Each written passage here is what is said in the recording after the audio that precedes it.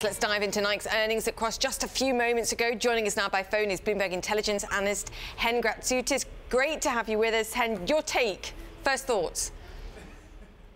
Hi, thanks for having me. So I think it's very similar to what we saw last quarter, and it's essentially two completely opposite storylines for Nike right now. On one hand, you have very strong international growth with expansion across all regions, and that's something we're really seeing across all athletic brands. But at the same time, the U.S. market still remain challenging. They still remain challenging, and of course, Nike has gotten a lot of extra attention in recent days because of a change in leadership, the restructuring of different heads of departments. Talk to us about why this matters for investors at this stage of Nike's growth. Right. So the U.S. market has been challenging for a while right now, right? So we're looking at the retail market that's continuing to shrink. So it is very different of what's going on outside of the U.S. But Nike has taken very good steps. They came out with really good, exciting products like the React and Vapor Max, which are brought a lot of excitement. But at the same time, according to our checks, are selling well as well. They took back some of the Jordan brands that they felt like were too common, too easy to access in the market.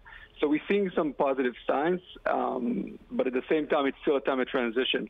Now, in terms of what happened with the leadership, look, it's never good news when you have changes in leadership that happens in that manner, unplanned. It's certainly a distraction, especially when the executives that are involved are so senior. But at the same time, I think that Nike has a very long history of developing leadership internally. They have really deep bench of talent that can come in and take some of the responsibilities. So I think it is time of transitions, but I think there's a positive outlook there.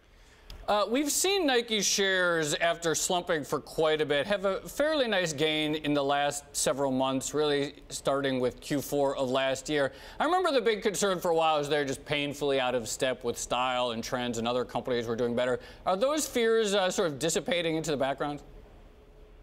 So like I mentioned before, I think that people are very excited about some of the new products they brought out to market, and the reaction from the consumer side is good. I think they believe across the market that the demand is still there. You know, if you look at fitness, if you look at the shift to more healthy lifestyle in the U.S. and really internationally. So I think the demand is still there. So I think a lot of it is just we are in a phase of transition, kind of take out inventory that wasn't selling, bring in new inventory is much more exciting. So again, I think the outlook is more positive at this point.